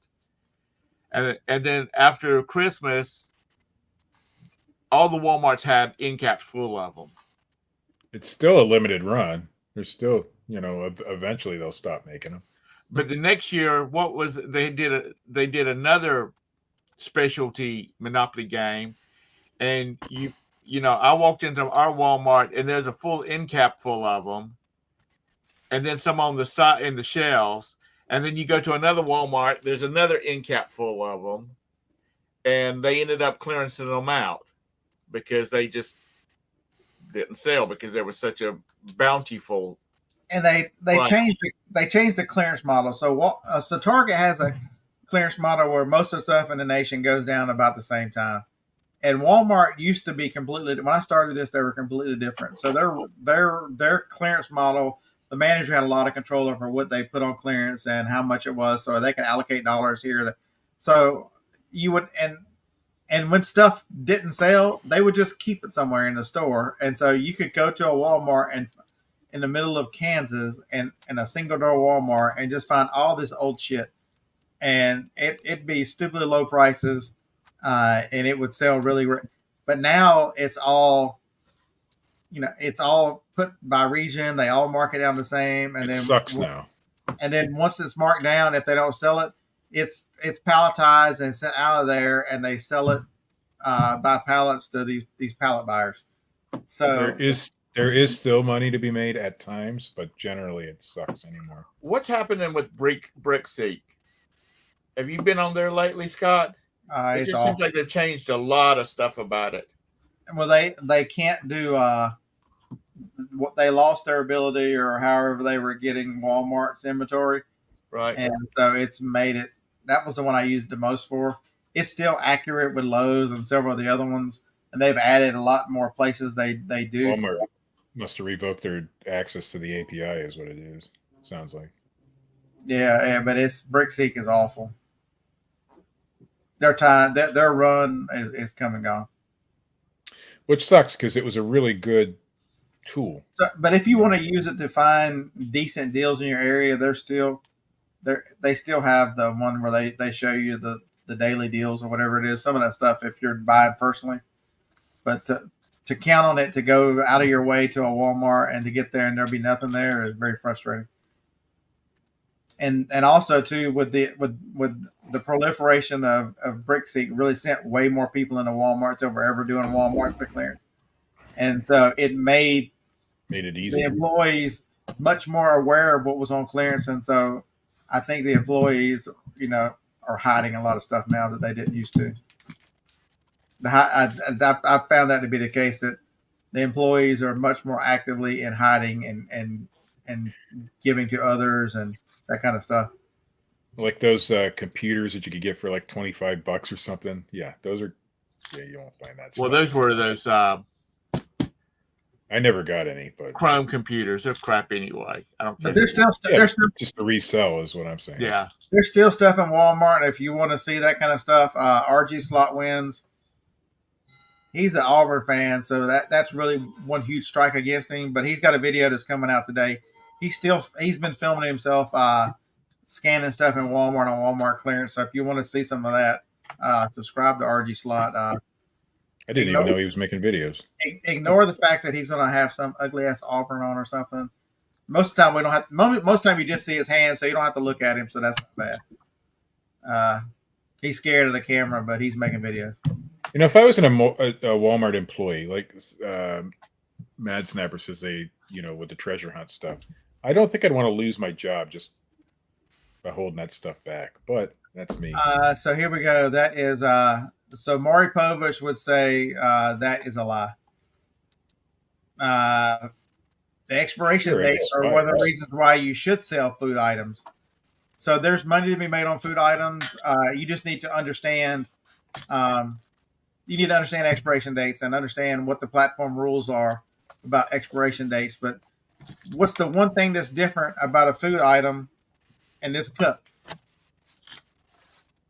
I know. I'm gonna keep using this cup over and over and over. The dogs eventually are going to finish eating this bag, and they're going to have another bag.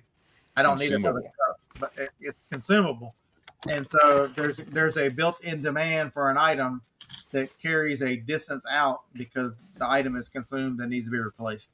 So there are tons of people who sell Amazon food items that they get from Walmart that they sell at a 10 to 20% profit rate. They just sell a bunch of them, and so that's a different business model. So the food is, and all these limited foods and stuff, like during Halloween, they bring back blueberry and all three of those. A lot of people make money on candy corn when they buy it on clearance. There's lots of food items that are very good.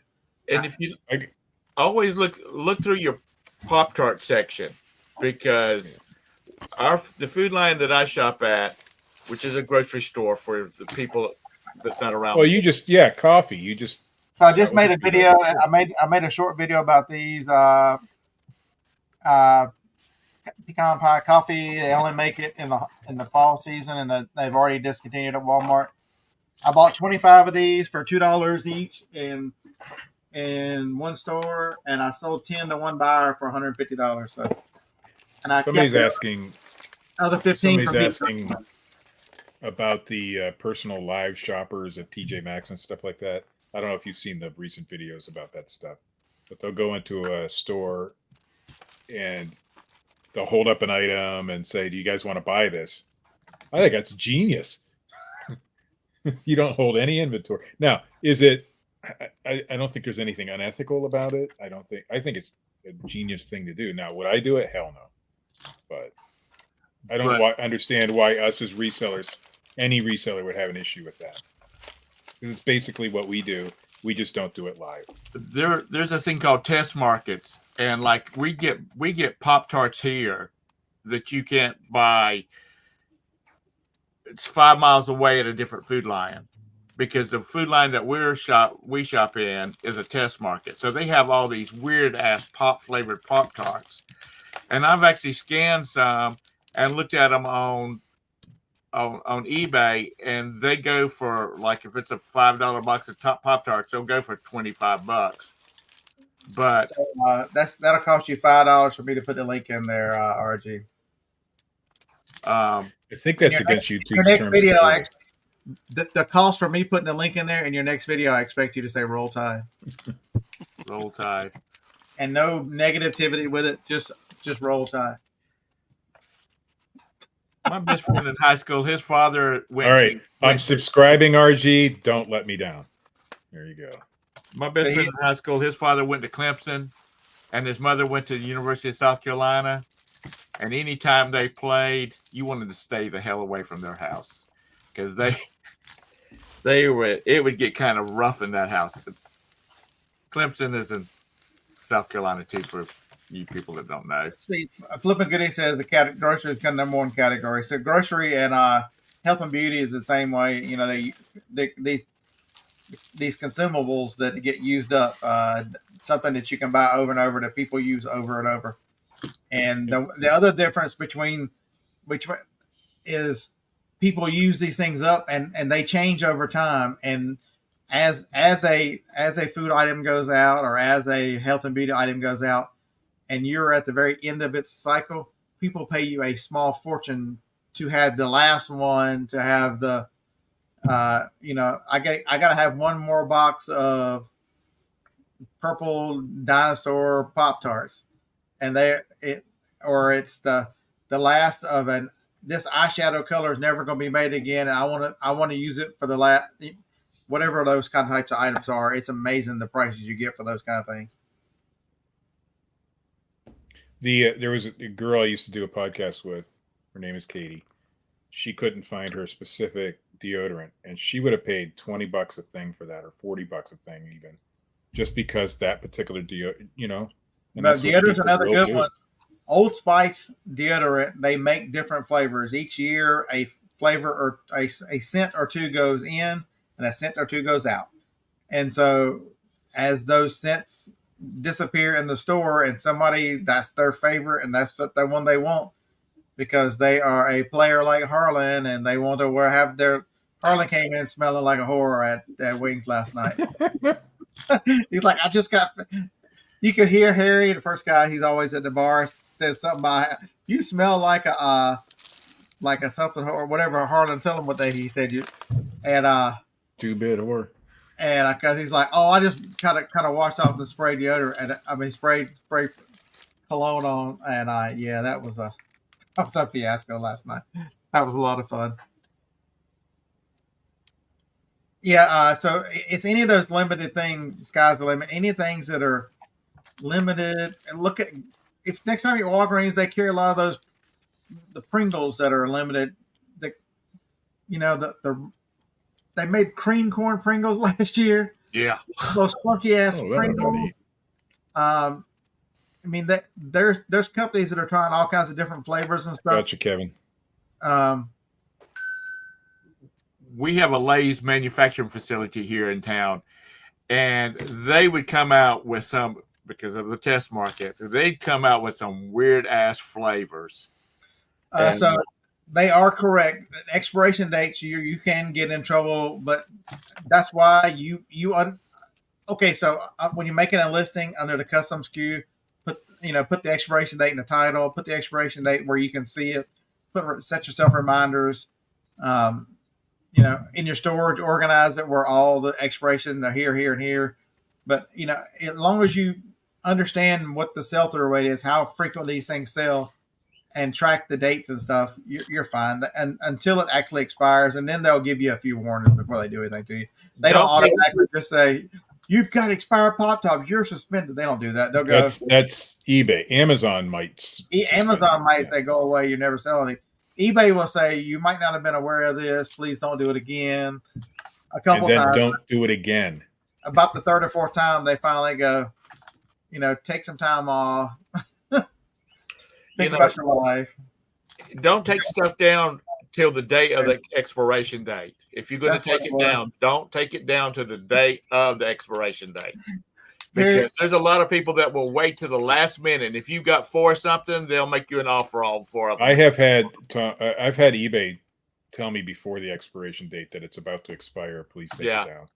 So play it by ear. But so Harley gets there, and I hear Harry say something, and then Harley I'm like, what did Harry say? He goes, he said I smelled like a French whore, but I told him I wasn't French. I'm like, Lord. It was Harlan that didn't mention the whore part, but the French, yes, he's not. is Harlan the Alabama Gigolo or something like that? Or he was? Have you ever now seen? he's in Have you ever love? seen the? Never mind. I won't go. I gotta find those. I need to find some of those. Ron, that was, and no, I wasn't ignoring you. You're just talking nonsense about your little pitiful football team. Yeah, those candy corns that had the turkey flavor, that Thanksgiving turkey candy corns, they were disgusting. I got another bag right here somewhere with the new flavors, but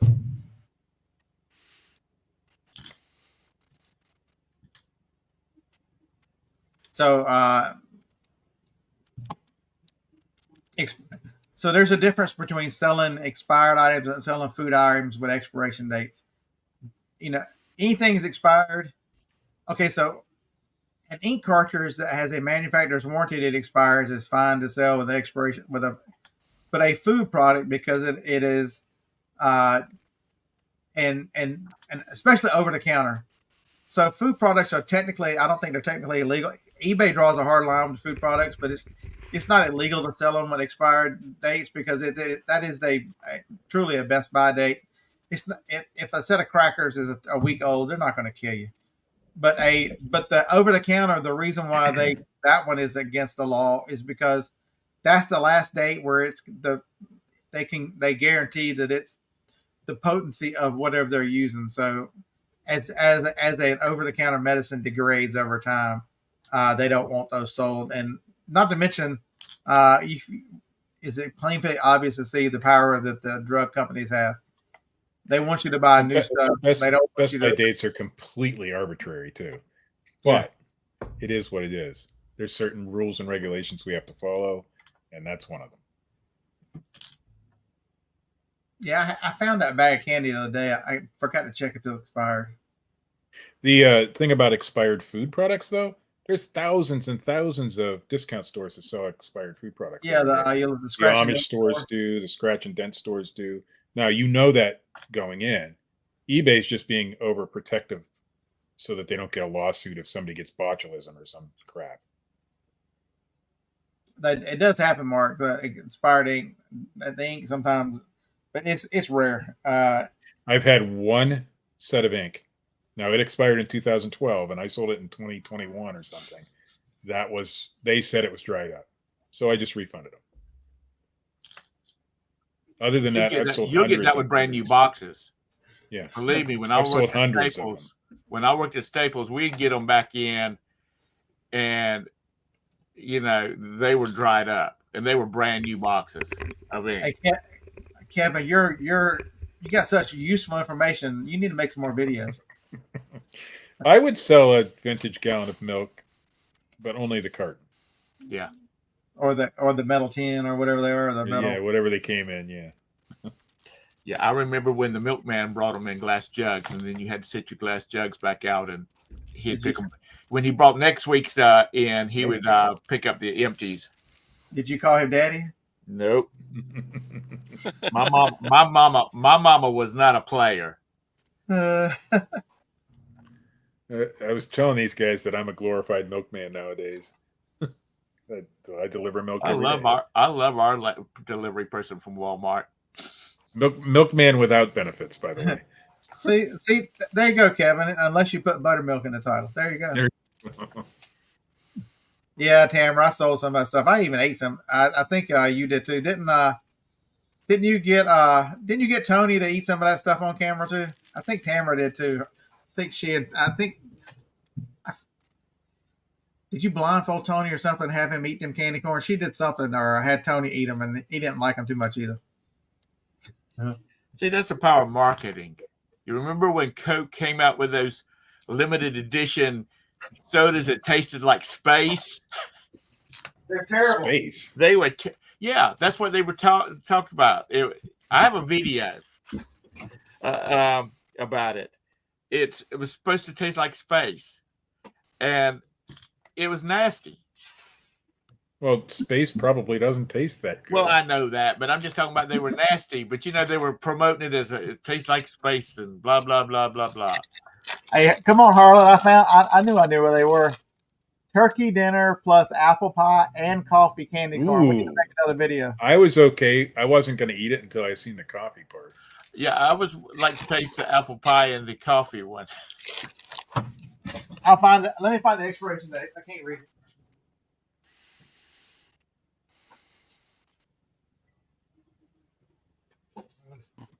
Man, look how the building is clean and organized. I can find stuff. Isn't this awesome? Are y'all impressed or what? He's got to go get his old man glasses though to read it.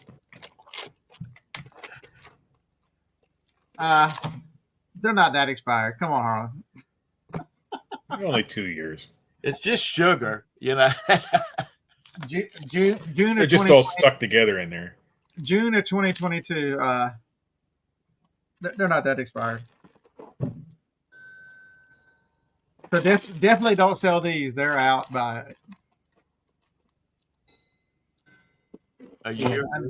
I need to make a video. There was one that I was buying at Rite Aid that was selling. I can't remember the flavor though. It was candy corns. I think it was candy corns. I can't remember which So one some it of the was, odd yeah. candies that you can look at and see, like like jelly beans for during Halloween. They now make bags of just black jelly beans. Those It was sell jelly really beans. well. That's what it was. The black jelly beans sell really well, even though they are just disgusting. Are they licorice flavored? I guess I don't know. They're that black licorice stuff, but it's the different stuff. You know, everybody would go and go. I'm going to try to sell the candy corn. Well, then sell the different one. Sell the odd one. If you walk into a store and say, "Huh, that looks different," you probably ought to look it up. Yeah, and also if you see a clearance tag like your department stores, grocery stores, if it shows like clearance, you know, it's on the shelf, but there's a clearance tag, scan it and see what's going on with it because it might be completely discontinued. What are you doing? So let's see if anybody's selling. They looking up must the still be candy around. corns. They're on Amazon. Ugh. Can't believe I'm gonna eat these. Come on over, Harlan. Hey, you ain't got nothing to do. I saved these for whenever you're bored. When old girl's out of town. There we go. This is Iran. We don't want to know that.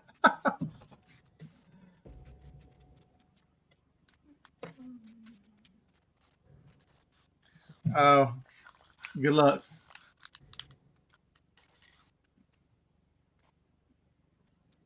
That's all you get to see. Good luck. If you can get any information off that, you're. So I had a wallet that had the little triggers on it. That I bought it, and last week at Wing, I'm like, oh god, the thing's broken, and the cards fell out. So I got one of these smaller ones. I've always been nervous about that because if I leave my phone, then I've left all that too. You know. When do you ever go anywhere without your phone? I never go anywhere without my phone, but I can't because I'm doing the gig works. But yeah, I never. I'll go back home for my phone. I won't go back home for other stuff. But John Chartier, he lost his phone and it had that thing, and he lost all his cards too. He left it at a restaurant somewhere. Well, like if I'm in the car or whatever, I just put this on a mount. So this is usually in my pocket. So I just got a wireless phone mount, and you push a button on the side and it opens. And, oh my, I love that thing. for what? For my phone. I know, but you have a phone that's got MagSafe on it. It'll just magnet right there, and you never have to do any of the holding stuff. It just magnetizes. Yeah, but it does. Then I'd have to get a different case because this one's pretty thick. But it's still wirelessly charges through the one I have. My son bitches at me all the time because I'll go to the store and my phone's sitting on my desk or on the kitchen table. And he's like, you're supposed to have your phone. I needed you to pick up something. And I'm like, dude, I am not 16 years old. I do not have my phone up to my ear every place I go. That's another thing. Why don't people use Bluetooth? I see these people holding their phone and their arms got to hurt by the end of it because they're on their phone for 20 or 30 minutes or something. Are you serious? Bluetooth headset or something. Hey, if somebody sold this, so I'll sell this as a collectible. I think that's the way you can get around selling expired food if you call it a collectible. You go ahead and do that. I'm not doing it. I was selling expired, perfumes or something like that, and eBay really didn't care for that, so I quit selling anything that was close to expiry. Well, I'll sell it over on Macari or something, but not on. Oh yeah, this is not the one I have. The original one went for $75. So how are they? old people. Shut up, RG. I said they're putting beyond the best by date on it in the conditions, but yeah, you're asking. We all got our pets today. Mine's hard to see. There he is. Yeah, he blends. Do you ever fall over him? Is he hiding down in the shadows? No, if I were to move too much, he's chicken and he'll run off. And not it sells 1, 2, 3. I mean, so this one here sells for $30. We've had this cat for 2 years, and he's just now getting comfortable enough to get up on me. Yeah, he's just a chicken shit. Now somebody got $60 plus shipping for that bag. Nice. That's expired. Well, you got to think about it. It's a movie prop. Sell it as a movie Harlan. prop, Scott. Date night's off. He's selling them on eBay. Scott, sell it as a movie prop. Sooner or later, somebody's going to need one of those bags for a movie. That is not a bad idea to put movie prop in the title or the description somewhere. I can sell a fashion if I put fire emojis. Yes. Or look. Look at my fire emojis, Brock Skin. Right. So so Phil did sell a quart of Tab Cola.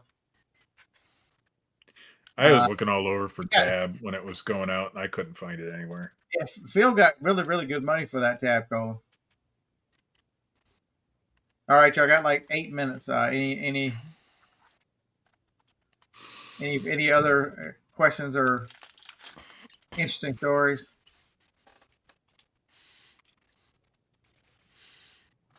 Yeah, I hate holding a cell phone. I always use Bluetooth. I can't imagine holding it. I mean, if somebody calls me right now, I don't use Bluetooth, but I'm off the phone in like 30 seconds if I have to hold that thing to my ear. Or if I'm out here and I can't find my headset, I'll put it on speaker because I'm out here by myself. Yeah. In the car, it's through the stereo, Y'all get a few more years under your belt, and you will hate that damn thing because everybody's wanting to. Hi, Mr. Beard. We'd like to talk to you about your Medicare Supplement B. By the way, 90% of those Medicare supplements they're not scams, but they actually raise your costs. I won't get a damn one of them. You're an idiot. You have an iPhone? Me? Yeah. Block. No. You're an idiot then. The Samsung. I'm a Samsung. The other one, they have this scam alert thing that it comes up. Actually, I am working with my an iPhone silence unknown callers on. If you are not in my list of contacts, this phone never rings. I have to leave all the off. marketers, it'll just say missed call. I never talk to any of them. I never see any of them because if you're trying to call me, leave a fucking message because I might call you back. We get too many calls from too many medical offices, and they don't always show up. I have to leave mine on because a Walmart customer might call me, and I have to answer the phone. So I have to leave it on. And they use spoof numbers. Sky's the limit. There is no such thing as which one is more important. If you're not good on both of them, you ain't selling shit. This is the honest truth. There's no easy way to. Because the customer to the customer and buyer, the pictures are the most important because that's the one they don't read your description, but they will look at your pictures. To eBay, your pictures be damned. They want to be able to put you in search. So if you don't have good item specifics, you're never going to be seen in search to be seen the pictures. So you got to have both. There's not a well, what if I got to do one or the other? that's the wrong way to look at reselling. If you're not going to build the listing, why are you bothering trying to make money on it if you don't understand that it takes it's a process. It's just as important to list it correctly and put the time in to make a correct listing as it is to buy a good item. There's no No, no fire emojis are a waste joke. of space. It's a joke. Any special character is a waste of space. We've So talked about it. so we talked about it. People will put look with the little Q's in it. They will put the @ symbols. They will put fire emojis. They will put a lot of useless stuff in the title. Like they'll use a word like new when the condition already is new. They'll put ships free when they already ship free. I mean, they put a lot of wasted space and stuff. Read, rare. I do use vintage sometimes. No, vintage is a little different because that one can have some value. If I wanted to sell a vintage iPhone as opposed to a new iPhone, if I put the word vintage, people might search that way. Not iPhone, but you know what I mean. But that's a term. Nobody is searching HTF hard to find, but except a reseller, but they will search for a vintage whatever. I don't even think resellers are searching HTF. I don't think anybody is. That's important. So sky's the limit. I don't know if you're a chick or a dude. I assume dude, but I could be 100% wrong. If you've got nice cleavage, like some people are blessed with, you take a nice picture like right here, that helps sell them. Okay. I just typed just HTF. And the whole kinds of shit comes up. I'm coming up with lipstick click. Looks like a vampire DVD. So why do people put HTF in the title? Because if I see that, they are trying to justify some outrageous price. It's generally what they're doing. Yeah, or rare, they only want $9.99 like plus that. $7 shipping. Yeah, but that might be an outrageous price for that particular item. Yeah.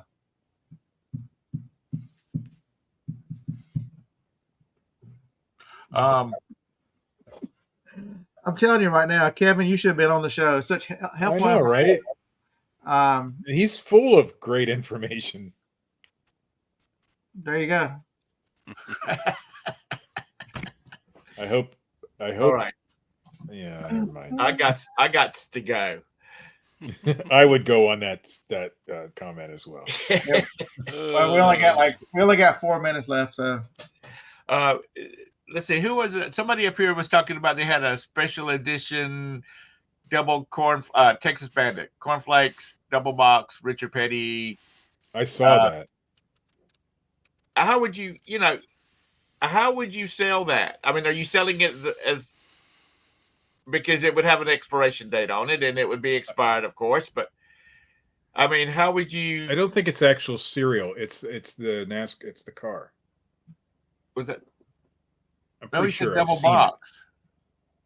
It's a cross promotion between Star Wars and Richard Petty, and I forget who the other driver was, but it was an actual like a Matchbox car, I think.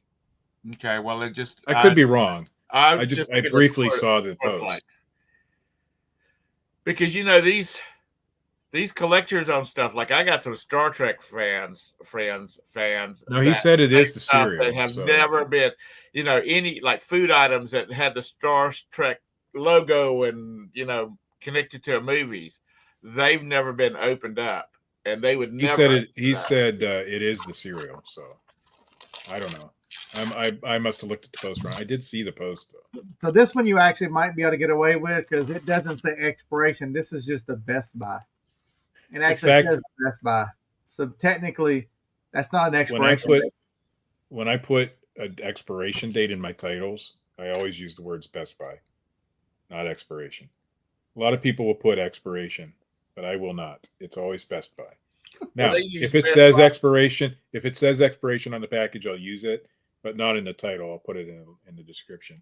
But if it says Best Buy, I'm using Best Buy, not expiration. Because Best Buy, because they knew there's gonna be a bunch of those bags still sitting on the shelf, so it's a mental thing for the consumer. If I see the word expiration, oh my God, that's expired. If I see Best Buy, mentally I might think differently of it. So that's why I do it. Well, all our Best Buys are expiring around here. They're all closing up, so I guess it's the same thing. So anyhow, it's like less than 30 seconds, so I'm going. Y'all have a great day. Make some money. Peace out, Grandma. Yeah.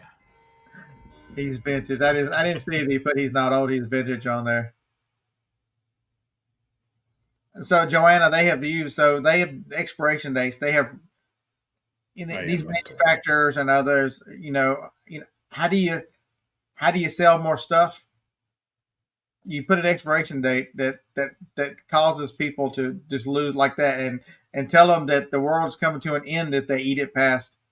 Most of the food we eat's got so many preservatives and stuff in it that unless it's like chips or something that could go stale, unless it's an item that goes stale.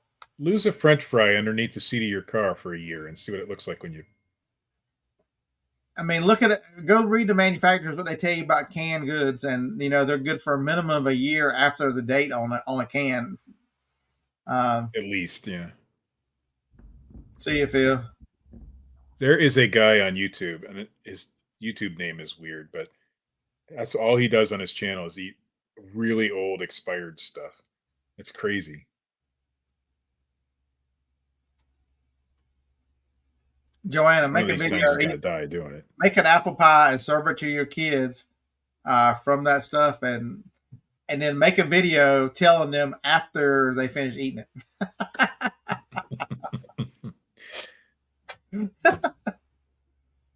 So, JR, that's an important point. A lot of people who have got the electric vehicles, your car, especially Teslas.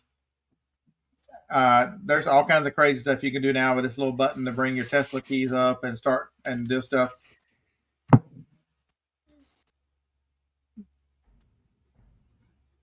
Oh, wow.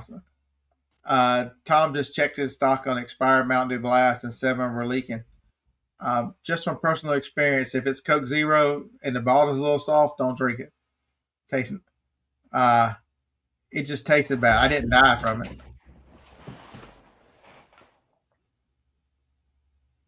If the can is bloated, like a tin can, don't eat it. Well, I was referring to the hair on my back for butt cheeks, but anyway. Shit, I ain't even got butt cleavage. Oh, that's a good place to end this one, I think. Hope everybody has a good week. Just remember how the more serious you get, the better you understand your platform and know the ins and outs. Not only do you sell better and operate better and much more peace of mind, you are miles above your competition. And if you're in categories that are that have a lot of competition, have a lot of people trying to sell stuff, how do you beat them? The first answer everybody's going to do is, you got to put promoters at 20%. Build better listings. Do better listings. Buy better so your price is going to be better. There's so many different ways besides the first thing some YouTubers going to tell you, including me. And Steve, too. I don't tell you shit. Don't follow any of my advice. Ever. Not even a little. Steve's here for comic relief. I'm just here. All right. Have a great week. See you Friday night. Roll Tide. Sweetwater out. Kevin, give me 5.